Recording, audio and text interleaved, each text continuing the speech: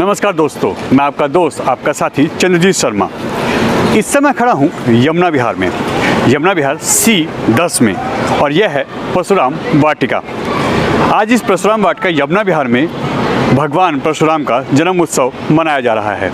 आप मेरे पीछे देख सकते हैं, यहाँ ब्राह्मण समाज के सभी ज़िले के सभी इस दिल्ली के अंतर्गत या दिल्ली से बाहर के जो संस्थाएं ब्राह्मण समाज के लिए काम कर रही हैं, चाहे वो भजनपुरा हो, यमुना विहार हो, करावल नगर हो, या फिर ये कहें गोकलपुरी हो, या फिर दुर्गापुरी नंदनगरी हो, कहीं की भी ये सभाएं हों, ये समाज के जो भी वर्ग काम कर रहे हैं, जो संस्थाएं काम कर रही हैं, वो आज सभी यहाँ पे एकत्र हुए हैं। और उसका सबसे बड़ा कारण है भगवान परशुराम जन्म उत्सव यहाँ मनाने का। और आप देखिए, यहाँ काफ़ी बड़ी संख्या में समाज के हर वर्ग के लोग यहाँ पहुँचे हैं, चाहे वो बच्चे हों, बुजुर्ग हो, महिलाएँ हों। अब आपको एक करके यहाँ पे उन सभी लोगों से रूबरू कराते हैं, मिलवाते हैं कि आखिर यहाँ पे किस तरह का कार्यक्रम यहाँ किया गया है। जन्म उत्सव जो यहाँ प्रोग्राम मनाया जा रहा है यहाँ पे यमुना विहार के अंतर्गत, वो किस तरीके से इस उत्सव को मनाया जा रहा है और यहाँ पे कहाँ से लोग आए हैं और इस समाज को और कितना आगे ले आने की इन लोगों की तैयारी है और समाज को ये कितना सपोर्ट करेंगे। हमसे व्यक्ति बड़ा होता है, जितने भी आगंतुक हैं मैं सबको चरण वंदना करता हूँ। हम उमेश शर्मा जी, यहाँ पे सभी गणमान्य व्यक्ति विराजमान हैं जो इस ब्राह्मण सभा के लिए जगह के हर कोने से दिल्ली के आए हैं। और आप देखिए, यहाँ पे परवेश शर्मा जी भी मौजूद हैं और ऐसे कई गणमान्य व्यक्ति भी यहाँ पे मौजूद हैं। शक्ति हमारी, आपका हम हार्दिक अभिनंदन, आपकी उपस्थिति को। ये सभी गणमान्य व्यक्ति ये सभी ब्राह्मण सभा के लिए, समाज के लिए, अपने इस समाज को और आगे बढ़ाने के लिए लगातार कार्य करते रहते हैं। और आज सभी यहाँ पे एकत्र हुए हैं भगवान परशुराम के जन्म उत्सव के लिए। यहाँ पे जो कार्यक्रम रखा गया है उसके लिए यहाँ पे सभी आज मौजूद हैं। और यह नज़ारा आपके सामने जो है, ये यहाँ क्षेत्र के हर कोने से, दिल्ली और दिल्ली के बाहर से, हर जगह से लोग यहाँ मौजूद हैं और बड़ी संख्या में लोग यहाँ पे उपस्थित हैं। इसमें माताएं बहनें हों, बड़े बुजुर्ग हों या बच्चे हों। और यहाँ पे एक चीज़ और देखिए, यहाँ पे एक रक्तदान शिविर का भी आयोजन किया गया है, जिसका कार्यक्रम चल भी रहा है साथ साथ।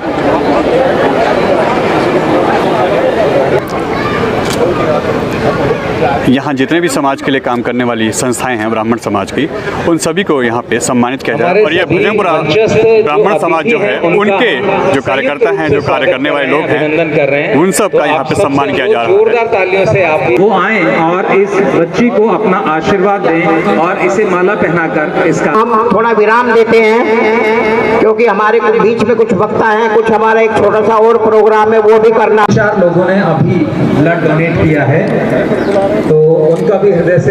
ये सभी वो लोग हैं जो ब्राह्मण समाज के लिए लगातार कार्य करते हैं। और आप देखिए, बड़ी संख्या में युवा और क्षेत्र के प्रतिष्ठित और सम्मानित लोग भी यहाँ पे मौजूद हैं। जो मंच पर हमारे बंधु खड़े हैं, क्योंकि मंच पे स्वागत का काम खत्म हो गया है, उनसे हाथ जोड़कर निवेदन, नाम में कुछ नहीं रखा है। जो नाम पर मरेगा वो भगवान परशुराम जी का भक्त नहीं होगा, जो काम पर मरेगा वो भगवान परशुराम जी का असली भक्त होगा। यहाँ बड़ी संख्या में माताएं बहनें मौजूद हैं, आप देखिए, और काफ़ी बड़ी संख्या में यहाँ पे भीड़ है। बहुत दूर दूर से लोग यहाँ आए हैं, जैसा हमने आपको पहले भी दिखाया। इसमें बड़ी संख्या में जो ब्राह्मण समाज के लिए काम करते हैं वो सभी यहाँ पे मौजूद हैं। और यहाँ काफ़ी बड़ी संख्या में लोग उपस्थित हैं, चाहे बीजेपी से हों, चाहे कांग्रेस से हों, चाहे आम आदमी पार्टी, सभी लोग यहाँ जो ब्राह्मण समाज से जुड़े हैं, जो ब्राह्मण अपने आप को कहते हैं, काम करते हैं उनके लिए, समाज के लिए, वो सभी यहाँ पे मौजूद है। और आप देखिए, बहुत बड़ी संख्या में लोग यहाँ उपस्थित हैं। परशुराम वाटिका यमुना विहार, यहाँ पे भारत सेवा चैरिटेबल ट्रस्ट की तरफ से जो एक ब्लड कैंप लगाया गया है, यहाँ पे वो टीम भी मौजूद है। यहाँ जो आ रहे हैं उनसे स्वेच्छा से यहाँ ब्लड डोनेट करने के लिए भी उनको प्रेरित किया जा रहा है। ये वो पूरी टीम है। और आप देखिए, इसके अंदर लोग ब्लड डोनेट कर भी रहे हैं। और ये अच्छी पहल है कि इस तरीके से ही सही, यहाँ जो लोग आ रहे हैं वो अगर ब्लड डोनेट करते हैं तो आने वाले समय में कई लोगों की जान बचाई जा सकती है।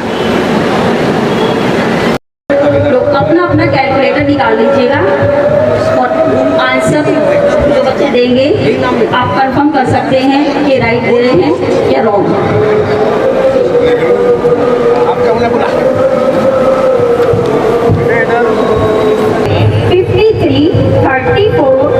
minus 58, 87. Answer is 194. Right answer है। आप अपना अपना कैलकुलेटर निकाल सकते हैं। नेक्स्ट है 40, 71 minus 17, 58. Answer is 152. Right answer. अब मैं इन बच्चों से 371 8 जाऊं। 371 8 जाऊं। 2 4 6 8। 393 3 जाऊं। 391 आप अपना अपना देख सकते हैं कि बच्चे ने बिल्कुल राइट आंसर दिए हैं। ये बच्चे 100 तक की कैलकुलेशन भी कर सकते हैं। जैसे 800 से होती है, इससे बच्चे का माइंड डेवलप होता है और इसी टूल के अकॉर्डिंग से बच्चे का विजुअलाइजेशन बढ़ता है। माइंड इतना डेवलप हो जाता है कि बच्चा बड़े से बड़े कैलकुलेशन बड़े आराम से कर सकता है। इसमें अगर आप अपना भी कोई क्वेश्चन पूछना चाहें बच्चे से तो पूछ सकते हैं। ये ब्राह्मणों का संगठन यहाँ एकत्र हुआ उत्तर पूर्वी जिले में, और हम लोग सब मिलकर ये आशा करते हैं कि ब्राह्मण समुदाय इस देश और धर्म की सेवा के लिए सबसे अग्रणी रहेगा। सब लोग साथ मिलकर इस देश की सेवा करेंगे। जो पूर्व में ब्राह्मणों का वर्चस्व रहा है देश सेवा करने में, उसको हम पुनः प्राप्त करने की कोशिश करेंगे। धन्यवाद। युवाओं के लिए क्या अपील करेंगे, क्योंकि यहाँ पे बड़ी संख्या में माताएं बहनें दिखाई दी, मगर युवा कहीं ना कहीं थोड़े पीछे रहे। युवा भी धीरे धीरे हम लोगों के साथ जुड़ेंगे। जब हमारा उद्देश्य देशभक्ति और धर्म के आगे बढ़ाना है, तो युवा बहुत शीघ्र ही जो अपने रास्ते से हट भी गए हैं, वो शिक्षा ग्रहण कर हम लोगों के साथ मिलेंगे। क्या है सर, क्या कहेंगे जिस तरीके से आज जन्म उत्सव मनाया गया ब्राह्मणों में कितनी एकता देखने को मिलने वाली है इस कार्यक्रम के बाद? मेरा नाम एस.के. पंडित है, मैं जिलाध्यक्ष हूँ नॉर्थ ईस्ट दिल्ली का, और मुझे इस फंक्शन को आयोजित करके इतना आनंद आया है, और मैंने ये देखा कि जितनी ऊर्जा, जितना विश्वास, जितनी ताकत ब्राह्मणों में है किसी दूसरे अन्य में नहीं है। और जो छोटी मोटी कमी 1-2% दिखाई दी है, उसको हम रिपेयर करेंगे, और अगली वाली मीटिंग में आने वाले समय में हम ये दुनिया को दिखा देंगे कि ब्राह्मण सिर्फ बातें नहीं करता, काम भी करता है, और आगे जीता है, जीत के दिखाएगा। हमेशा ब्राह्मणों को वोट बैंक के लिए यूज़ किया जाता है, उसके बाद जाति, बिरादरी, धर्म इनमें बांट दिया जाता है। इसको कैसे खत्म करेंगे? सर, ब्राह्मण नेशनलिस्ट है, वो राष्ट्र का भला देखता है, वो मात्र जात का भला नहीं देखता, पंडितों का भला नहीं देखता, वो देखता है मेरे भारत का इंटरेस्ट कहाँ है, मेरे भारत की उन्नति तरक्की कहाँ है। इस सोचकर वो कई बार भ्रमित हो जाता है, लेकिन भ्रमित नहीं, वो ठीक करता है। पहले राष्ट्र होगा तो ब्राह्मण होगा, अन्य जातियाँ होंगी और अन्य धर्म भी रहेंगे। देश पहली चीज़ है, सब चीज़ बाद की चीज़ है। नेता जी, क्या कहेंगे इस जो आज यहाँ पे आयोजन किया गया है, इस पे आप क्या कहेंगे? कितना समाज इकट्ठा हो रहा है, इससे कितना फायदा होगा समाज को? मैं देवदत्त शर्मा, ब्राह्मण समाज भजनपुरा का अध्यक्ष। आज अखिल भारतवर्षीय ब्राह्मण सभा एवं ब्राह्मण समाज भजनपुरा के सहयोग से भगवान परशुराम के जन्मोत्सव को बड़े अच्छे पूरी अपनी उत्तर पूर्वी जिले में मनाया जा रहा है, और हमने इस कार्यक्रम को पिछले लगभग 15 दिन से कंटिन्यू परशुराम वाटिका को साफ कराना, यहाँ की व्यवस्था को साफ कराना, और पूरे क्षेत्र में अपने ब्राह्मण बंधुओं से मिलना, उनसे चर्चा करना, इन सारे ब्राह्मणों को एकत्रित करने के लिए आज कार्यक्रम का आयोजन किया गया है, ताकि हम जितनी अपनी एकता का प्रचार करेंगे, अपने ब्राह्मणों को आगे बढ़ाने के लिए उत्साहित करेंगे। जो हमारे बच्चों को, ब्राह्मणों को, और हमारे ब्राह्मण समाज के द्वारा ही भजनपुरा में एक पैथोलॉजी लैब, चैरिटेबल डिस्पेंसरी का आयोजन हो रखा है, जिसमें सभी सर्व समाज के लोगों को हम ओपीडी उपलब्ध कराते हैं, और सारे leading doctor MBBS, MDS, physiotherapy BDS, वो सारी सुविधाएं भी हैं। और आज इस कार्यक्रम को हमारा करने का एक महत्व ये था कि भगवान परशुराम के चरित्र पे अवलोकन करा जाए। उन्होंने अपने जीवन को, पूरे जीवन को अपने ब्राह्मणों के लिए समर्पित कर दिया और उन्होंने अपना जो पूरा जीवन यहाँ पे व्यतीत किया उस पर चर्चा करने के लिए, और जो हमारी नई पीढ़ी है जो जागरूक नहीं है हमारी समाज, उसको भी सचेत करने के लिए, उनमें ऊर्जा भरने के लिए इस कार्यक्रम का आयोजन किया। कहाँ से लोग आए हैं? हमारे इस कार्यक्रम में भजनपुरा, गोंडा, गावड़ी, चिल्ला गांव, बुराड़ी और उत्तर पूर्वी जिले के सभापुर तक के हमारी समस्त जो उत्तर पूर्वी जिला है, लगभग मनोज तिवारी की जो भी संसदीय क्षेत्र है, वहाँ से सभी क्षेत्र से, सादरा से, रोहतास नगर से, झिलमिल कॉलोनी से, रोहिणी से, सभी लोगों से, और दूर दराज से भी बदरपुर बॉर्डर है जो NCR में है, वहाँ के लोग, खेकड़े के लोग, सभी लोगों ने इसमें सम्मिलित होकर अपना परिचय दिया। प्रवेश जी, यहाँ इस सभा में आपको एक कमी खली युवाओं की, तो ये कमी हमेशा रहती है खासकर ब्राह्मण के लिए, इसको आप कैसे पूरा करेंगे? ये कमी आज खली है, आगे भविष्य में नहीं खलेगी, बोल दिया है। ब्राह्मण के बच्चे आगे आएंगे और ब्राह्मण का बच्चा संघर्ष करेगा, डरेगा नहीं, न मरने से न मारने से, आगे आएगा। समाज के लिए क्या संदेश? समाज आगे बढ़े, ब्राह्मण एकजुट हो और ब्राह्मण के काम आए। आखिर आज परशुराम जन्मोत्सव जो यहाँ मनाया जा रहा है, हिंदुओं को एक होने की या परशुराम जी को इस तरीके से याद करने की क्या जरूरत पड़ गई? नहीं, जरूरत क्या, समाज एक होना चाहिए। कौन समाज एक नहीं हो रहा? सब एक हो रहे हैं। अगर ब्राह्मण समाज एक होता है तो ये पेट में दर्द क्यों होता है मेरे भाई? अगर ब्राह्मण समाज एक होगा, इकट्ठा होगा तो देश का भला करेगा, बहुत बढ़िया जी, बहुत बढ़िया। किसी का बुरा नहीं करेगा। ब्राह्मण एकत्रित होगा तो देश का भी भला करेगा, समाज का भी भला करेगा, आने वाली पीढ़ी का भी भला करेगा। क्या आज नहीं लगता कि भगवान परशुराम जैसे योद्धा होना चाहिए, ऐसे लोग होने चाहिए थे, ऐसे करने वाले होने चाहिए थे? क्योंकि आज देश को इनकी बहुत जरूरत है। बहुत लोग ऐसे हैं जो हमारे पीठ पीछे रह के बहुत हमारा नुकसान कर रहे हैं। ये जितने भी लोग बैठे हैं, ये दादा परशुराम के अंश हैं, बशर्ते इनको जगाने की जरूरत है। हम सोए हुए हैं, अपनी शक्ति को, अपनी व्यवस्थाओं को भूले पड़े हैं। परशुराम का हर एक अंश हमारे बीच में विराजमान है, और जब भी इस देश पर कहीं कोई बात आती है तो एक ब्राह्मण का बेटा अपने दादा परशुराम के व्यवस्थाओं को लेकर आगे बढ़ता है, देश का भला करता है। आप मानते हैं कि कहीं ना कहीं ब्राह्मण समाज में खासकर या हिंदुओं में कहें तो थोड़ी बहुत कमी है, जिसकी वजह से हम अक्सर बिखर जाते हैं, फूट जाते हैं? शायद इसी का फायदा लोग उठाते हैं। संग्रह की प्रवृत्ति। देखिए, हम लोग अभी जैसे बाबूजी ने बताया कि अगर हम सब एक हो जाएं, एक दूसरे का मदद करने लगें तो दुनिया की कोई ताकत नहीं है। देखिए, आज से पहले अगर आप देखेंगे बहुत सारे IAS होते थे, कई राज्यों के मुख्यमंत्री ब्राह्मण होते थे, बहुत सारे बड़े बड़े पदों पर ब्राह्मण होते थे। धीरे धीरे व्यवस्थाएं चेंज होती जा रही हैं। तो अगर हम लोग अपने बच्चों को पढ़ाएंगे, संगठित रहेंगे और आने वाले वक्त के लिए अपने बच्चों को तैयार करेंगे तो सब ठीक होगा।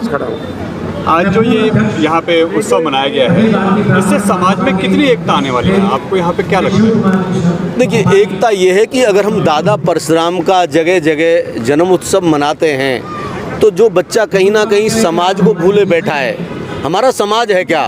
हम समाज में जिन लोगों ने हमारे समाज को बहुत नाम दिया है, समाज के लिए जिन्होंने बहुत बड़ा, जैसे महारानी लक्ष्मीबाई है, जिस वक्त अंग्रेजों के सामने जाने की हिम्मत आदमी नहीं करता था, उस वक्त वो नंगी तलवार लेकर निकल जाती है। वो ब्राह्मण की बेटी थी। एक 13 साल का बेटा कहता है कि मैं आज़ाद हूँ, आज़ाद रहूँगा और आज़ाद मरूँगा, वो ब्राह्मण का बेटा था। जिस वक्त अंग्रेजों की चारों तरफ गुलामी की जंजीरों में जकड़ा हुआ था, एक वक्त सबसे पहली गोली चलाने वाला ब्राह्मण का बेटा था, मंगल पांडे। तो कहीं ना कहीं अगर हम अपने समाज के आने वाली पीढ़ी को, अपने उन दादाओं को, अपने उन पूर्वजों के जिन्होंने वो हमारे देश के लिए किया है, कुर्बानियाँ दी हैं, उनको बताएं तो कहीं ना कहीं उनको पढ़ेंगे तो एक मनोबल बढ़ता है। हम किस परिवार से पैदा हुए, किस कुल में पैदा हुए, उसकी पता होनी चाहिए। क्या लगता है कि समाज एकजुट होने में क्या अभी समय लगेगा या समाज अब एकजुट हो चुका है? समाज अभी एकजुट हो रहा है और समाज एकजुट होकर रहेगा। जो परिस्थितियां अभी इस देश में हैं और जो परिस्थितियां बना दी गई हैं हमारे राजनेताओं के द्वारा, अब जब तक हिंदू और पूरा सनातन धर्म इकट्ठा नहीं होगा तब तक काम नहीं चलेगा। और हमने बीड़ा उठाया है। मेरा नाम बॉबी पारिक है। मैं कम से कम भी 7-8 ऐसे संगठनों से जुड़ा हुआ हूँ जो संगठन सिर्फ सारी 36 बिरादरियों को इकट्ठा करके आज हिंदुस्तान में वो लॉ जला रहे हैं, जब जहाँ पर पूरे हिंदुस्तान में हम हमारा हक, आज आप जैसे भी देख रहे होंगे मंदिर की बात है। अरे कौन से मंदिर ऐसे हैं जिस पे मस्जिद नहीं बनाया हुआ, या ऐसा कौन सा मस्जिद है जो मंदिर के ऊपर नहीं बनाया हुआ है? नंदी जी दिख रहे हैं, फिर आप उसके अंदर जाकर के इन्वेस्टिगेशन मांग रहे हो। शिवलिंग दिख रहे हैं, आप उस पर इन्वेस्टिगेशन मांग रहे हो। अरे और तो और जिस राम के हम वंशज हैं, जिस धरती पर हैं, उस राम को वो हैं कि नहीं, उनकी वास्तविकता के लिए सुप्रीम कोर्ट में केस चलाया गया और उसी सुप्रीम कोर्ट में रामनवमी की छुट्टी मनाई जाती है। इससे बड़ा विडंबना क्या हो सकती है इस देश की? जैसा आज आप यहाँ पे आए हैं जी, आपने देखा आप करनी सेना से भी जुड़े रहे हैं जी। कितना हमारा समाज इसका एक्सेप्ट करता है, क्योंकि हमारे युवा सबसे पीछे रहते हैं और शायद हमारी कमी वही है। देखिए, हम लोगों ने हमारे बच्चों को पढ़ने लिखने के लिए भेज दिया बाहर। जो दूसरे समुदाय के लोग हैं उन्होंने अपने बच्चों को वहीं से शिक्षा और संस्कार दिए हैं। आज हमको एहसास हो रहा है कि हमने गलती करी है, क्योंकि हमको तो सिर्फ वोट बैंक बना करके यूज़ किया गया है। सब्सिडियाँ किसी और के लिए, वोट बैंक हम हैं। हम सिर्फ टैक्स पेयर बन करके रह गए हैं और सब्सिडियाँ किसी और के लिए हैं। एक देश में 2 कानून किस लिए? उसके 4 बीवियाँ और 40 बच्चे, हमारे सिर्फ 1 बीवी 2 बच्चा, किस लिए? सबका कानून एक होना चाहिए। हम यूनिफॉर्म सिविल कोड की मांग करते हैं। हम आपको लगता है कि क्या मैं सरकारें इस चीज़ के लिए मानेंगी? जिस तरीके से अभी काम हो रहा है, कई जगह सरकारें ऐसी हैं जो बिल्कुल हिंदू विरोधी काम कर रही हैं। सरकारों को झुकना पड़ेगा। जब शक्ति दिखाई देगी, जब संगठन दिखाई देगा, सरकारों को झुकना पड़ेगा। आज सरकारें किधर झुक रही हैं? छोटे छोटे वोट बैंक के लिए झुकती हैं। थोड़ी सी विडंबना ये हो गई कि हमारे देश में हम लोगों को बांट दिया गया बिरादरियों में और जातों में, वरना हम सब हिंदुत्व, सब सनातनी हैं, सब सनातन हैं। और ये जो कन्वर्टेड लोग हैं ये भी सनातनी हैं। इनके दाढ़ी वालों को और इनके छोटे पजामे वालों को पूछोगे ना तो इनके परदादा का नाम राम लखन लिखा मिलेगा आपको। ये तो पलट दिया, चीज़ों को पलट दिया। हमारी 70 साल की सरकार ने इतिहास बदल करके हमको सुनाया गया, इतिहास हमको बदल करके सारा पढ़ाया गया। अरे बता दिया हमको, दे दी हमें आज़ादी बिना खड़क बिना ज्ञान। अरे कौन से खड़क से और कौन से उसके बिना आज़ादी मिली है भैया? शहीदों ने सर कटवाए हैं, अरे फांसी पर चढ़े हैं, माँओं ने बच्चों को फांसी पर चढ़ाया है आज़ादी के लिए। हमें झूठी शिक्षा दी गई, जिसको कि आज पूरा हिंदुत्व और पूरा समाज इकट्ठा होकर के इस पे आवाज़ उठा रहा है। और मैं खुद पूरे हिंदुस्तान में भ्रमण करके मैं एक हमारे सनातनी को मैं इकट्ठा कर रहा हूँ। हाँ, कुछ वामपंथी हैं, देश में गद्दार जरूर रहे हैं, शुरू से वामपंथी रहे हैं, लेकिन उनको भी समझ आएगा जिस दिन हम इकट्ठे हो गए। जैसा कि आपने बोला कि पाठ्यक्रम हमारा गलत पढ़ाया गया, जी, ये कहीं ना कहीं हमारे को वही दिखाया गया जो उनकी पाठ्यक्रम के हिसाब से सूट करता था, जो उनके फ़ायदे के लिए था। जी हाँ, बिल्कुल यही किया गया। अकबर दी ग्रेट पढ़ाया गया। महाराणा प्रताप ने 3 बार उनको निहत्ता करके छोड़ दिया, और इसलिए छोड़ दिया क्योंकि हमारी ये परंपरा नहीं है कि हम निहत्ते पे वार करें। उन्होंने महाराणा प्रताप जैसा गौरवशाली, पृथ्वीराज चौहान, हमारे तो जितने भी वीर हैं उनकी वीर गाथाएं तो कभी बोलने नहीं दी, सुनाई नहीं है। लेकिन अब हमारे पिक्चरों के माध्यम से अब हमारा पूरा बॉलीवुड जाग रहा है, क्योंकि पहले बॉलीवुड को सिर्फ खानवुड बना दिया गया था। 3 लोग उस पर राज कर रहे हैं।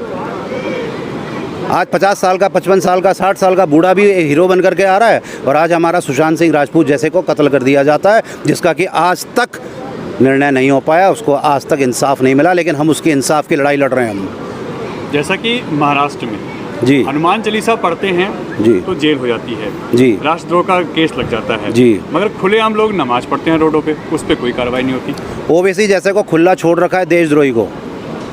ओबीसी जैसे लोग देशद्रोही हैं जो खुले नफरत की आग फैलाते हैं समाज में, और हनुमान चालीसा पढ़ने के ऊपर सज़ा हो जाती है। ये विडंबना इस देश की।